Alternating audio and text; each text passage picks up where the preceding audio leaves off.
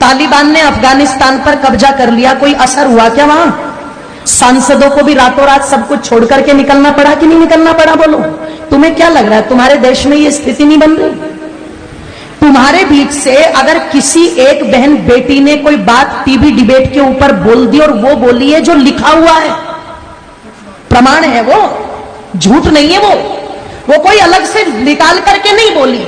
अगर किसी 80 साल के खूसड़, ध्यान रखना, मुसलमान को शादी करनी होती है तो वो यही उदाहरण उठा करके लाते हैं, यही वाले।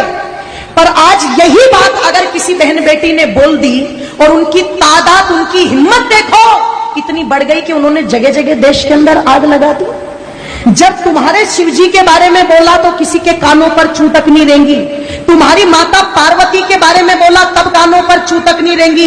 उन्होंने सीता को व्यभिचारिणी बता दिया तो तुम्हारे कानों पर चू तक नहीं रेंगी। सरेआम मौलवी बैठ करके टीवी डिबेट में हिंदू देवी देवताओं का अपमान करते रहे, किसी के कानों पर चू तक नहीं रेंगी। कोई भेड़िया नहीं निकल के आया, पर एक बात नुपुर शर्मा ने कह दी और सारे कुत्तों के झुंड निकल करके सड़कों पर आ गए। जरा सोच करके देखो, तुम्हें क्या लगता है ये षड्यंत्र नहीं है?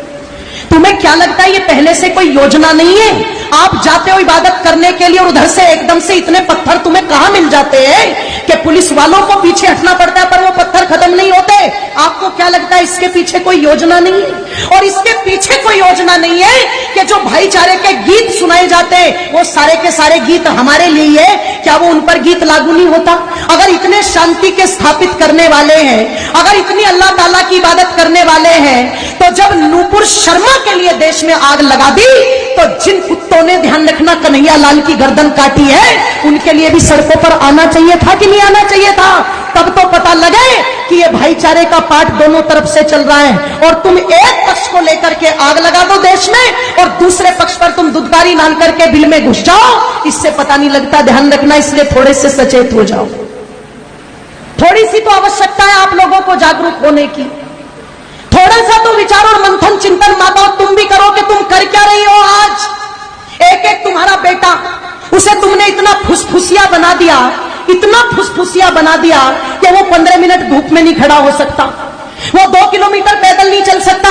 वो इतना फुसफुसिया सुख सुविधाएं देकर के बना दिया, सपना सजा करके बैठे, हम तो इतनी संपत्ति जोड़ के देके जाएंगे, हम तो इतना बैंक बैलेंस जोड़ के देके जाएंगे, हम तो इतने बड़े बड़े मकान दे करके जाएंगे। एक बात मेरी याद रखना, चाहे सब भूल जाना, एक बात मेरी पर याद रखना, सब भूल जाना। जिस दिन जिसकी तादाद ज्यादा होगी और जिसकी हुकूमत ज्यादा होगी, तुम्हारे कोठी बंगलों पर राज तुम्हारे बच्चे नहीं करेंगे, वो करेंगे। तुम्हारे उस पैसे को तुम्हारे बच्चे नहीं बरतेंगे, वो बरतेंगे। तुम्हारी संपत्ति पर मालिकाना अधिकार तुम्हारा नहीं होगा, उनका होगा। अगर यकीन ना हो तो कश्मीर का इतिहास ज्यादा पुराना नहीं है, अगर यकीन ना हो तो पाकिस्तान को अलग हुए ज्यादा समय नहीं हुआ है, जब रातों रात अपना सब कुछ छोड़ करके वहां से भगना पड़ा था। वो जमीन भी छोड़ी, वो कोठी बंगले भी छोड़े, वो धन संपत्ति भी छोड़ी। और इससे ज्यादा और दुर्गति क्या होगी कि छोटे छोटे दुधमुहे बच्चों को अपना पेशाब पिला पिला करके भारत तक उनको लाना पड़ा। तुम सोच करके देखो, ये स्थिति हो चुकी है।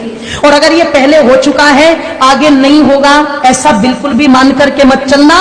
क्योंकि जो कौम अपने भूले इतिहास से शिक्षा नहीं लेती, उस कौम के मिटने में कभी भी देर नहीं लगती।